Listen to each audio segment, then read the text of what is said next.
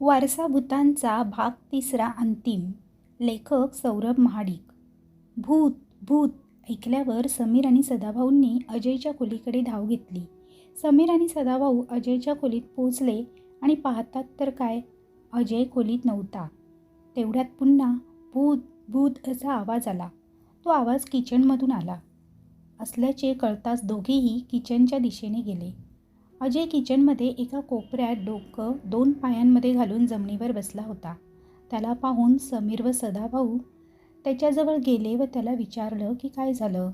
समीरला पाहून अजय त्याला बिलगला व म्हणाला, समीर, भूत भूत असं बोलून बिथरलेल्या अजयने समीरला मारलेली मिठी अजून घट्ट केली आणि तो जोरात रडू लागला. अजय अजय अरे काय झालं, समीरने विचारलं. अचानक भूत भूत का ओरडलास, समीरने अजयला शांत करत काय घडले याबद्दल विचारले. त्यावर अजय म्हणाला, समीर, मी आपल्या खोलीत बेडवर झोपलो होतो. तेवढ्यात मला कसला तरी आवाज आला. त्या आवाजाने मला जाग आली. मी आजूबाजूला पाहिलं तर इकडे तू नव्हतास. मला वाटलं मला भास झाला असेल म्हणून मी पुन्हा झोपी गेलो.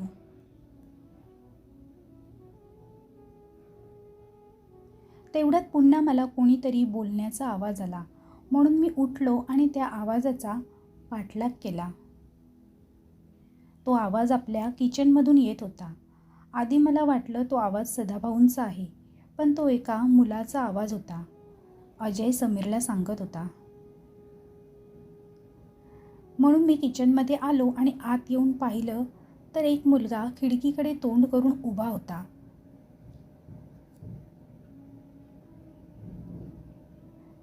तो स्वतःशीच काहीतरी पुटपुटत होता. अजय घाबरल्यासारखं करून समीरला सर्व सांगत होता. आपल्या वाड्यात मुलगा कुठून आला म्हणून मी त्याच्याजवळ गेलो आणि कोण आहे असं विचारलं.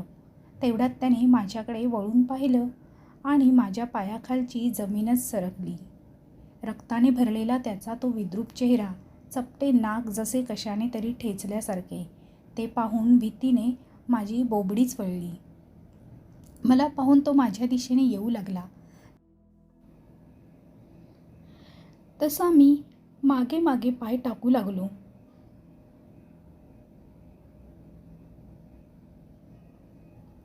जेव्हा मला कळले मी आता अजून मागे जाऊ शकत नाही कारण मागे भिंतीचा कोपरा आहे, तसा मी जोरात ओरडलो. ते पाहून तो माझ्या अंगावर धावून आला आणि इतक्यात मी घाबरून खाली बसलो आणि माझा चेहरा त्याच्यापासून लपविण्यासाठी डोकं पायांमध्ये डोकं घालून पुन्हा जोरात ओरडलो, भूत भूत, आणि तुम्ही किचनमध्ये आलात, अजय समीरला सांगत होता. तेवढ्यात सदाभाऊंनी अजयला चिंताजनक आवाजात त्याचे गण विचारले. पण अजयकडे सदाभाऊंच्या प्रश्नाचे उत्तर नव्हते कारण अजयने कधी ते पाहिले नव्हते की आपला गण काय आहे. पुढे सदाभाऊंनी अजयला पाणी दिले व ते तिघे किचनमधून अजय आणि समीरच्या खोलीत आले. अजय आता समीरला मुंबईला जाऊया म्हणून सारखी विनंती करू लागला. त्यासाठी तो समीरकडे रडत रडत गयावया करू लागला होता. तो फार घाबरला होता. पण समीरला मात्र ती जमीन काही केल्या मिळवायची होती, त्यामुळे समीरला ते काही पटत नव्हते. अजय, तुला ताप आला आहे, तू जरा आराम कर, आपण उद्या बघूया काय करायचं ते, असं बोलून समीर त्या खोलीतून बाहेर आला व त्याच्या मागोमाग सदाभाऊही बाहेर आले.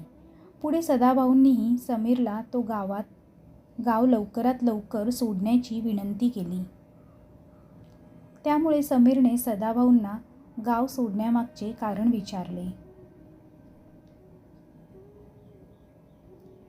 त्यावर सदाभाऊंनी थोड्या वेळापूर्वी मध्येच अर्धवट राहिलेली ती गोष्ट समीरला पुन्हा सांगायला सुरुवात केली. समीर, संतोषचे लग्न त्या दिवशी त्या वरातीच्या अपघातामुळे झाले नव्हते. त्यातच त्याच्या होणाऱ्या बायकोने घाबरून त्याच्याशी पुन्हा लग्न करायला नकार दिला होता. संतोष घरी असला की निशाचे भास बाहेर गावात असला की लोकांचे टोमणे, तसेच गावाबाहेर पडला की अनिलच्या वेशीवरच्या भूताचा भास.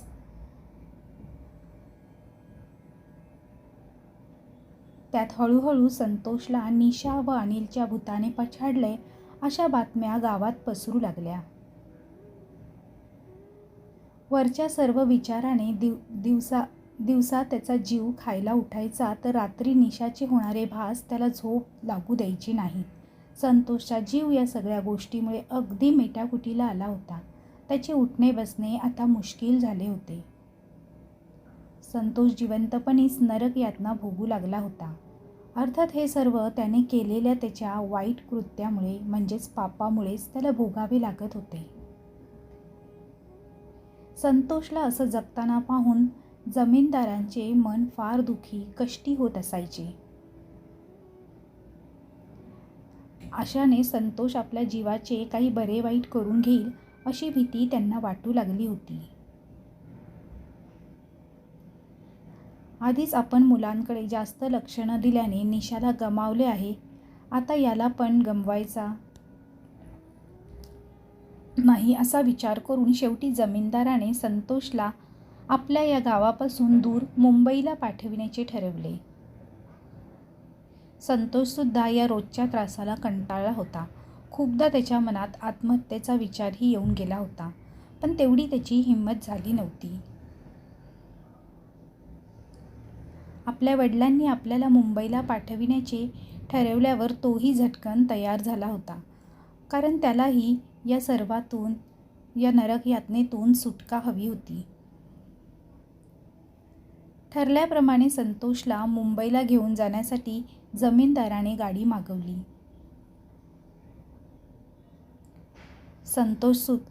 संतोषसुद्धा जरा नेहमीपेक्षा आज बरा वाटत होता. घरच्यांना भेटून संतोष मुंबईसाठी निघाला. संतोषची गाडी वाडा सोडून गावाबाहेर पडू लागली होती. ती गाडी गावाबाहेर पडणार इतक्यात अचानक डाव्या बाजूने एक भला मोठा काळा रेडा गाडीवर धावून आला व गाडीला जोरात त्याने टक्कर दिली. तेवढ्यात त्या गाडीचा ताबा सुटला व गाडीला त्या वेशीवरच अपघात झाला.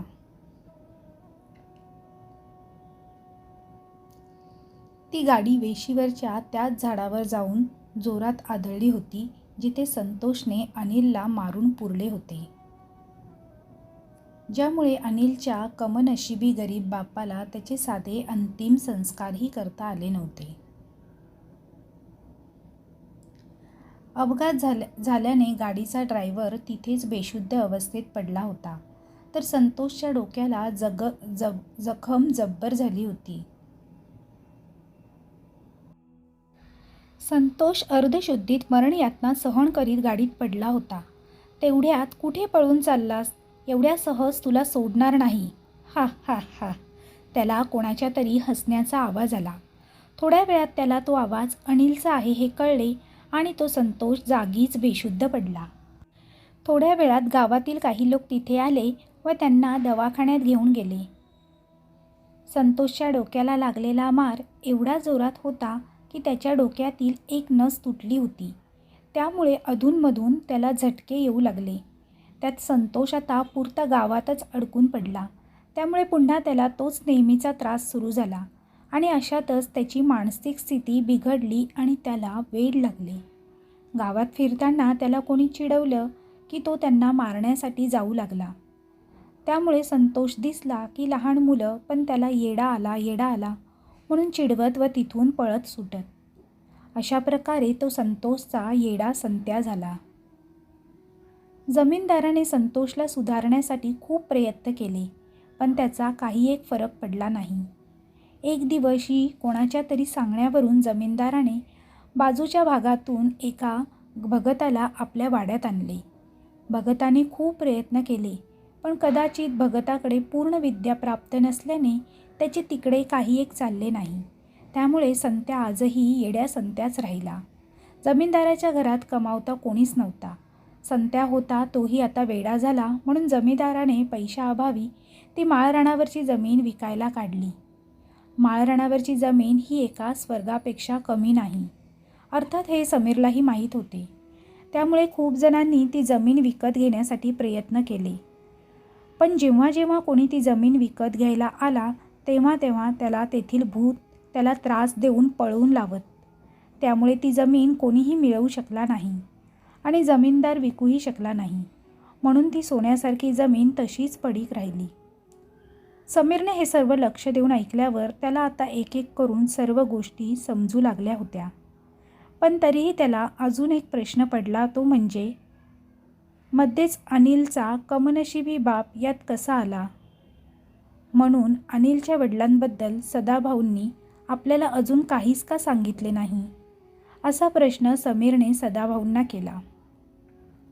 एवढा वेळ भराभर बोलणारे सदाभाऊ समीरचा प्रश्न ऐकून जरा शांत झाले व जड अंतकरणाने सदाभाऊंनी उत्तर दिले. समीर, अनिलचा मृतदेह शेवटचा न पाहू शकणारा, त्याचे अंतिम संस्कार न करू शकणारा तो कमनशिबी बाप मीच आहे. होय, त्या अनिलचा बाप कमनशिबी बाप मीच आहे. शेवटी त्यांच्या भावना अनावर झाल्या व त्यांच्या डोळ्यातून अश्रू वाहू लागले. सदाभाऊंचे उत्तर ऐकून समीरला मोठा झटका लागला. एवढा वेळ आपल्याबरोबर असणारे सदाभाऊ त्या अनिलचे वडील आहेत हे ऐकून त्याला काही सुचेनासे झाले. समीरच्या समोर सदाभाऊंच्या रूपात आपल्या मुलाला गमावलेला एक हताश बाप बसला होता. त्यामुळे समीरला आत्ताच काय बोलावं, काय विचारावं हेच सुचत नव्हतं. सदाभाऊ त्या अनिलचे वडील या विचारानेच तो तिथे तसाच थक्क होऊन शांत बसला होता. शेवटी सदाभाऊ स्वतःला सावरत पुढे म्हणाले, समीर, अजयचा गण मनुष्यगण आहे. म्हणूनच त्याला मगाशी किचनमध्ये अनिलचा आत्मा दिसला. अजय बरोबर बोलत होता. तुम्ही या गावात जास्त वेळ राहायला नको. इकडे अजयच्या जीवाला धोका होऊ शकतो. लवकरात लवकर तुम्ही मुंबईला परत जा. समीरने काहीतरी विचार केला आणि शेवटी अजयसाठी मुंबईला परत जायचे त्याने ठरवले. दुसऱ्या दिवशी सकाळी समीर उठला व अजयला आपल्याला आजच मुंबईला निघायचे असल्याचे सांगितले. काल रात्रीपर्यंत जो मुंबईला जायला तयार नव्हता तो आता तयार झाला हे ऐकून अजयही खुश झाला आणि लगेच तो सुद्धा तयारीला लागला. समीर आणि सदाभाऊंमध्ये काल रात्री काय घडलं किंवा काय बोलणं झालं त्याबाबत अजयला काहीच माहीत नव्हते.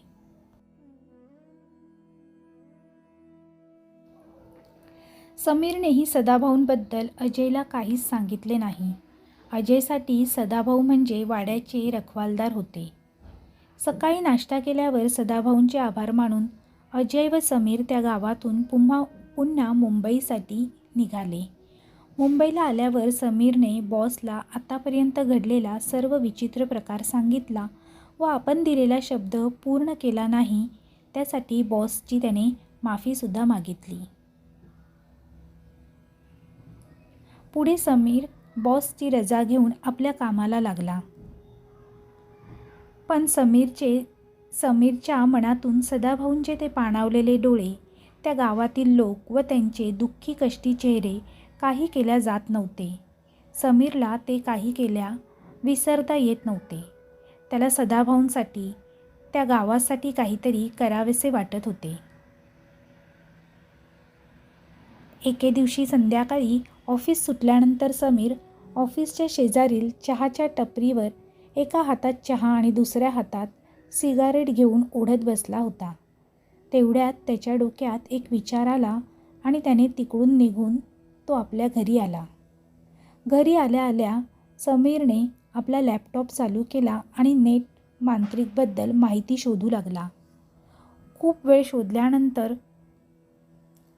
शोधल्यानंतर त्याला त्याच्या बाजूच्या भागात एक मांत्रिक असल्याची माहिती मिळाली व तो संपूर्ण ज्योतिष विद्या जाणतो हे सुद्धा त्याला त्यातून समजले. समीर सकाळी उठून साधारण अर्धा तास प्रवास करून त्याच्या अपेक्षित ठिकाणी पोहोचला. त्याने तिथे गेल्यावर पहिले खूप जण साधुधरी वेशात तिथे सिद्धी प्राप्त करून घेण्यासाठी तपस्या करत होते. त्यामध्ये एक पांढरी दाढी असलेला साधू डोळे बंद करून ध्यानस्थ बसला होता. समीरने त्याला पाहून नमस्कार केला आणि तो त्याच्यासमोर जाऊन बसला. थोड्या वेळाने त्या साधूने डोळे उघडले व एक कटाक्ष समीरकडे टाकला आणि पुन्हा डोळे बंद करून तो स्वतःशी काहीतरी मनात पुटपुटला व म्हणाला, समीर, त्या गावात अतृप्त आत्म्यांचा वावर मोठ्या प्रमाणात आहे. त्यामुळे तिथे भूत खूप जास्त आहेत. साधूचे ते बोलणे ऐकून समीरला धक्काच बसला. त्याने अजून त्यांना काही सांगितले नव्हते, तरीही त्या साधूने समीरच्या मनातले सर्व काही ओळखले होते. अंगावर भगवे वस्त्र परिधान केलेले, गळ्यात रुद्राक्षाच्या व तुळशीच्या माळा घातलेल्या, एका हातात जपमाळ होती तर दुसऱ्या हाताच्या 5 बोटांमध्ये रत्नांच्या अंगठ्या घातलेल्या होत्या. डोक्यावर केसांचा मोठा बुचडा, तर कपाळाला भस्म लावलेले होते. असा तो साधू म्हणजेच भैरवनाथ बाबा. तितक्यात त्या बाबांनी समीरला त्यांच्या आतल्या खोलीत बोलावले व त्याला सांगितले, येत्या अमावस्येला त्या गावावर मोठं संकट येणार आहे. आपल्याला लवकरात लवकर त्या गावी जावं लागेल. असं बोलून त्यांनी समीरला एक रुद्राक्षाची माळ गळ्यात घालायला दिली व म्हणाले, जोपर्यंत आपण त्या गावी जाऊन येत नाही तोपर्यंत तू ही माळ तुझ्या गळ्यातून काढायची नाही. जर ही माळ गळ्यातून निघाली तर तुझ्या जीवाला धोका निर्माण होईल. तसेच आणखी एक माळ देत आहे. त्यांनी ती अजयला द्यायला सांगितली. समीरने अजयला देण्याबाबतचे कारण विचारले असता ते म्हणाले की त्या आत्म्याची सावली अजयवर पडली आहे. त्यामुळे अजयलासुद्धा आपल्याबरोबर घेऊन जावे लागणार आहे. त्यानंतर भैरवनाथ बाबा म्हणाले, समीर, आपल्याला आजपासून ठीक 5व्या दिवशी त्या गावी जायचं आहे. कारण 7व्या दिवशी चतुर्दशी संपून अमावस्या सुरू होईल. भैरवनाथ बाबांना नमस्कार करून समीर ऑफिसला गेला आणि दुपारी लंच ब्रेकमध्ये त्याने जबरदस्तीने अजयला भैरवनाथ बाबांकडे नेले व त्याला समजावून त्या गावी जाण्यास तयार केले. 5व्या दिवशी बाबांनी सांगितल्याप्रमाणे सर्व सामान गाडीत घेऊन ते दोघे त्या भैरवनाथ बाबांकडे निघाले. भैरवनाथ बाबा ध्यान साधना करीत बसले होते. थोड्या वेळाने ध्यान साधना पूर्ण केली व उठून आतल्या खोलीत जाऊन काहीतरी सामान बरोबर घेतले आणि गावी निघण्यासाठी निघाले. गावी पोहोचण्याआधी रस्त्यात तो घाट लागला. तसा भैरवनाथ बाबांनी समीरला गाडी थांबवायला सांगितले व कोणालाही गाडीतून खाली उतरण्यास मनाई करून ते आपल्या 2 शिष्याबरोबर खाली उतरले व तिथे मंत्रपठण करू लागले आणि तिथून 4-5 दगड उचलून आपल्या झोळीत घेतले. अजय व समीर दोघे गाडीत बसून बाहेर काय चाललंय ते बघत होते. थोड्या वेळाने ते तिघे गाडीत येऊन बसले आणि त्यांनी गाडी थेट गावात जमीनदाराच्या वाड्यात नेऊन थांबवायला सांगितले. काही वेळाने ते जमीनदाराच्या वाड्याजवळ जाऊन थांबले. समीरने जमीनदाराला सर्व प्रकार समजवला व भैरवनाथ बाबांनी दुसऱ्या दिवशी त्यांच्या घरात होम हवन करण्यास परवानगी मागितली. समीरचे म्हणणे ऐकून घेतल्यावर जमीनदारही होम हवनसाठी तयार झाला. काल सांगितल्याप्रमाणे आज भैरवनाथ बाबा होम हवनच्या तयारीला लागले. उद्या चतुर्दशी संपून अमावस्या लागणार होती. त्यामुळे आज वाड्यात होम हवन करून वाड्यातल्या वाईट शक्तीला बंधन करणे फार गरजेचे होते. थोड्या वेळात बाबांनी हवन पेटवला व मंत्राचा जप सुरू केला. तेवढ्यात येड्या संत्या तिथे आला व तो त्यांना मारणार इतक्यात त्या 2 शिष्यांनी त्याला घट्ट धरले व जबरदस्तीने खाली बसवले. मंत्रपठण झाल्यानंतर भैरवनाथ बाबांनी आपल्या झोळीतून बरोबर आणलेले लाल पिवळ्या रंगाचे बंधन सर्वांना देऊन ते हातात बांधायला सांगितले. तसेच एक बंधन वेड्या संत्याच्या हातात बांधला आणि मग त्याला एका खोलीत बंदस्त करून तिथे मंत्रपठण केले व उद्यापर्यंत कोणालाही तिकडे न जाण्यास सांगितले. पुढे त्यांनी झोळीतून लिंबू काढून मंत्रपठण करत तो संपूर्ण वाड्यात फिरवला आणि मग तो लिंबू त्यांनी एका काळ्या पिशवीत ठेवला. दुसऱ्या दिवशी सकाळी लवकरच बाबा ध्यान करायला बसले. ध्यान करून झाल्यावर त्यांनी थेट गावची वेशी गाठली आणि जिथे अनिलला मारले होते, ज्या झाडाखाली त्याला मारून पुरले होते, त्या झाडाजवळ जाऊन पुन्हा त्यांनी झोळीतून दुसरा लिंबू काढून मंत्रपठण करत तो त्या झाडाभोवती फिरवला आणि मग तो लिंबू त्यांनी दुसऱ्या काळ्या पिशवीत ठेवला. संध्याकाळी भैरवनाथ बाबा त्यांच्या 2 शिष्यांबरोबर माळ रानावर जायला निघाले व समीरला रात्री 10 वाजता अजयबरोबर फक्त सदाभाऊंना आणि त्या जमीनदाराला माळ रानावर घेऊन येण्यास सांगितले. तसेच गावातील माणसांना रात्री बाहेर न पडण्यास त्यांनी सांगितले. रात्रीचे जवळपास 10:30 वाजले होते. तेवढ्यात भैरवनाथ बाबांनी त्यांच्या शिष्यांना त्या वेड्या संत्याला त्याच्या वाड्यातून आणायला सांगितले. थोड्याच वेळात ते 2 शिष्य त्या वाड्यात आले व संत्याच्या त्या बंदिस्त खोलीत जाऊन त्याला पकडून खेचत खेचत माळ रानाकडे घेऊन जाऊ लागले. संत्या त्या दोघांना विरोध करत होता. त्यांच्या हातातून सुटून पळून जाण्याचा प्रयत्न करीत होता, पण त्यांनी दोघांनी त्याला जबरदस्ती माळ रानाकडे आणले. पुढे भैरवनाथ बाबांनी संत्याच्या डोक्यावर हात फिरवून काही मंत्रोच्चार केले. तसा तो शांत झाला आणि एखाद्या शहाण्या माणसासारखा भैरवनाथ बाबांनी आखून दिलेल्या जागेत शांत बसला. काहीच वेळात रात्रीचे 12 वाजले. आता चतुर्दशी संपून अमावस्या लागली होती. त्यामुळे अंधार अधिकच गडद झाला होता. माळरानाकडे कुठेही साधं चिटपाखरू असल्याची जाणीव होत नव्हती. कुत्र्याचं भुंकणे ही हळूहळू बंद झाले होते. रात्रीचे साक्षीदार असलेले वटवाघूळ, कावळे, रातकिडे सगळे कसे शांत झाले होते. तसा भैरवनाथ बाबांनी मृत्युंजय मंत्र अजून जोरात बोलायला सुरुवात केली. रात्री 12च्या सुमारास त्या हवनातला अग्नी आता अग्नितांडव करू लागला होता. त्यात भैरवनाथ बाबांचा मंत्रोच्चार आता माळ रानावर दुमदुमू लागला. तेवढ्यात अचानक माळ रानावर रिंगणाच्या बाहेर काहीतरी जोरात सरपटत जात असल्याचा आवाज आला आणि काहीच वेळात तो आवाज मोठा होत गेला, जसा काहीतरी मोठी लांबलचक वस्तू कोणीतरी ओढत घेऊन जात होता किंवा रिंगणापासून दूर जाण्याचा प्रयत्न करीत होता. त्या आवाजाने सर्वजण घाबरले, पण भैरवनाथ बाबा आणि त्यांचे शिष्य मृत्युंजय मंत्राचा जोरजोरात जप करत होते. तेवढ्यात बाबांनी काळ्या पिशवीतून ते 2 लिंबू बाहेर काढून ठेवले, जे एक वाड्यातून आणि दुसरे वेशीवरून फिरवून आणले होते. त्यांनी त्या 2 लिंबूवर टाचण्या मारल्या व त्यानंतर मंत्र बोलत गुलालचा ते त्याच्यावर मारा करू लागले.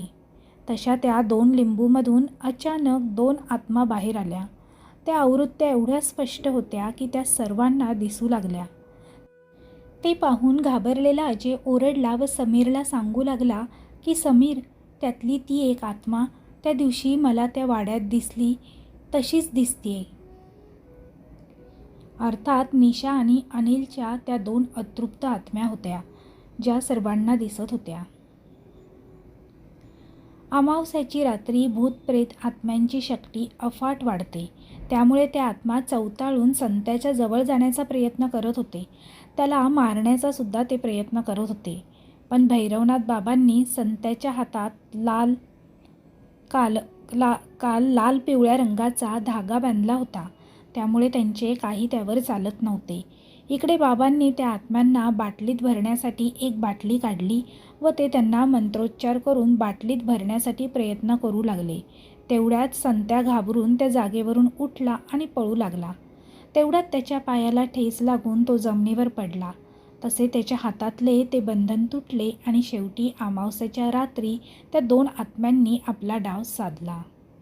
संत्या जसा रिंगणाबाहेर पडला तसा त्या आत्म्यांनी त्याला पकडले व शेवटी दगडाने ठेचून ठेचून संत्याला ठार केले. संत्या मेलेला पाहून जमीनदार उठणार इतक्यात समीरने त्याला पकडले. आपला बदला पूर्ण झाल्याने त्या चवताळलेल्या दोन्ही आत्मा आता शांत झाल्या होत्या. भैरवनाथ बाबा शेवटी मोठ्याने कडाडले आणि आपल्या विद्येचा वापर करून त्यांनी त्या दोन्ही आत्म्यांना एकाच बाटलीत बंदिस्त केले. त्यामुळे एवढे दिवस वेगळ्या असणाऱ्या आत्म्या आता एक झाल्या होत्या. असे करून भैरवनाथ बाबांनी 2 अतृप्त आत्म्यांचे मिलन करून दिले.